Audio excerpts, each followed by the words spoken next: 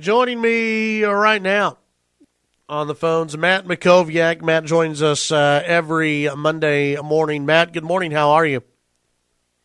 Hey, Chad. Good morning. Doing great. How about you? Doing all right. Appreciate you coming on today. Folks, remember you can check out Matt's website at mustreadtexas.com. Matt, let's get started talking about the GOP debates. There was, a meeting yesterday with Republican officials, or I guess the campaign officials of each of the candidates to try to hammer out some new debate rules. Is that correct?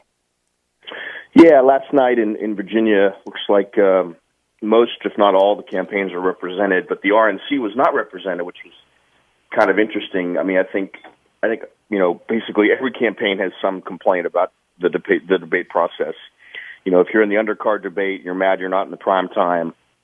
If you are in the prime time, you are either not getting enough time or you're getting questions that are, gotcha or, presented in sort of a mean-spirited way. And so I'm sort of doubtful that this meeting will result in any meaningful changes, just because, there's no unanimity. I mean, every campaign has its own perspective, it has its own, concerns. And so I don't know how you find a process that works for all 16 people. I mean, Lindsey Graham wants one thing and Donald Trump wants another. So I feel like this is a venting session. I don't know that it's going to be all that productive. Well, for some of the Republicans, if you're Ted Cruz, do you really want the debates to change that much? I mean, Ted Cruz, his biggest debate yet was this last one, and it's because he took a swing at the media. I mean, it can't be too bad if you had the same rules going forward.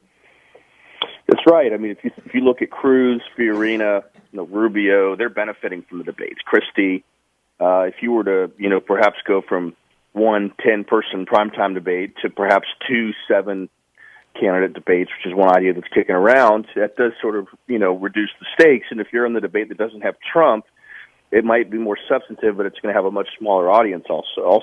So, yeah, that's my point, is that, a number of these candidates don't mind the system that's being used currently, and they can adapt and they can sort of handle no matter what it is.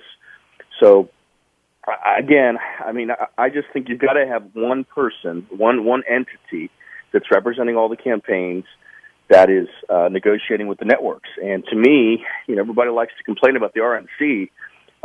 They can't, they can't dictate the questions that get asked. Right. And no one foresaw CNBC being the absolute mess that they were. They've really had no track record of that kind of behavior. So, again, we'll see. But, one example of how kind of screwed up this is, the RNC pulled out, or at least suspended, the NBC debate, which is in Houston in February, over frustrations with how CNBC handled their duties.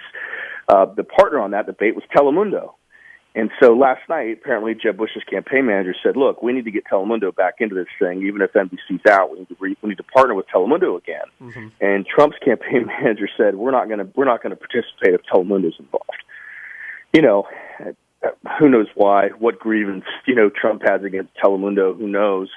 But the idea that you wouldn't want to have a Spanish language network partnered to get that audience is rather insane. Yeah, you would think if you were the Trump campaign, you would actually welcome it if you thought that you could actually debate and get your views across. I mean, it would be a great opportunity to share those views. Yeah, and his disagreement that he had was with Univision, not with Telemundo. They're totally separate. Right. They both are Spanish language news channels, but they're totally separate.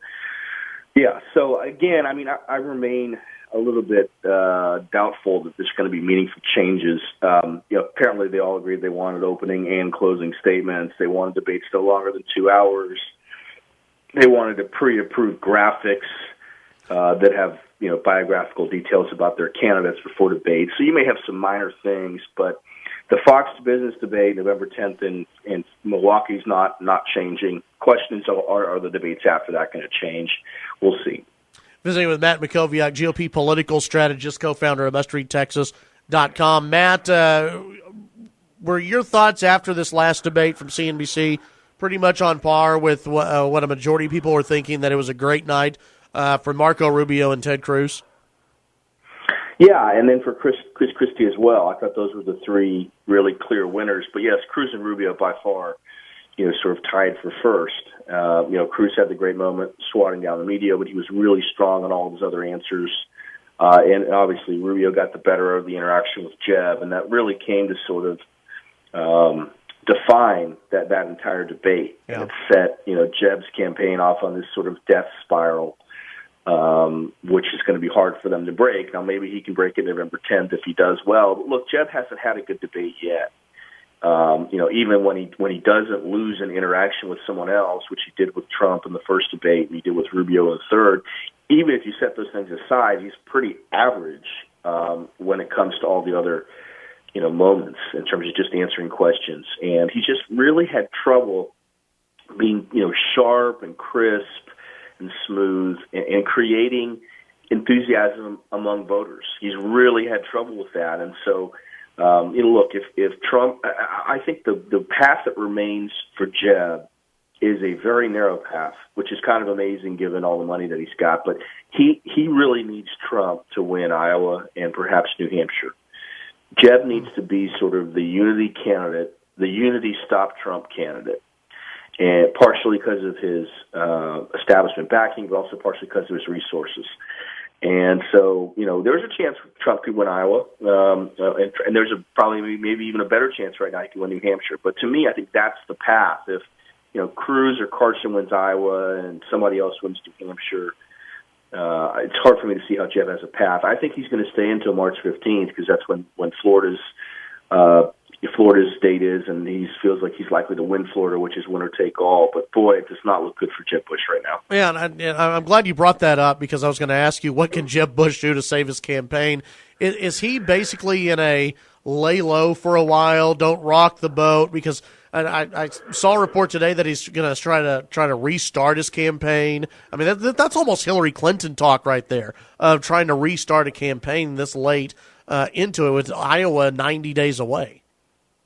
It's hard. It's hard at this point. He's got an ebook, previously planned ebook that's being released today, which is basically just a release of 700 or 800 pages of emails that he had when he was governor. It's supposed to show how sort of open and transparent and policy-focused he was. And then I think he's spending basically the second half of the week. He's doing some stuff in Florida the first couple of days, and he's spending the rest of the week in New Hampshire and South Carolina. So, yeah, I think they are trying to kind of restart the campaign, show people that he's been someone who's been able to fix problems in government, someone you can, rely on and count on. But, yeah, listen, it's going to be tough. And I go back to the key question. Primaries are about enthusiasm. It's very hard to find voters out there in the early states that are enthusiastic about Jeb. They may think he's fine. They may think he'd be, a fine president. He's their third or fourth or fifth choice. At this point, you've got to be somebody's first or second choice. And Cruz and Rubio and Carson and Trump, I think, have done a very good job convincing people that they should be the first or second choice in these early states. Jeb is no one's first or second choice. Before I let you go, just get some of your thoughts on Paul Ryan and some of the things that he's going to have to deal with early on as the new speaker. Yeah, I think the stakes are fairly low for him. You had, Boehner essentially, quote, clean the barn before he left to pass this awful budget deal, but it really took the risk away for Ryan. There's very little that they absolutely have to do that's high stakes. They're going to pass a highway funding bill, this week or next week that'll be a, temporary patch. I'm actually pretty encouraged about Ryan. I think he's going to be a very strong communicator. You saw that this weekend on the Sunday shows. I think he's going to really try to build consensus. I think he's going to put a vision out there for Republicans. And, he may try to do deals with Obama, but I think there's very little they can probably get done over the next year and a half. So he's going to basically make Congress be, sort of risk-free for the Republican Party brand and for the nominee. No more drama, no more problems. They'll support the nominee, and the nominee will put the vision out there. So I'm encouraged about Ryan. I think he's got great potential to do something serious on entitlements, on tax reform.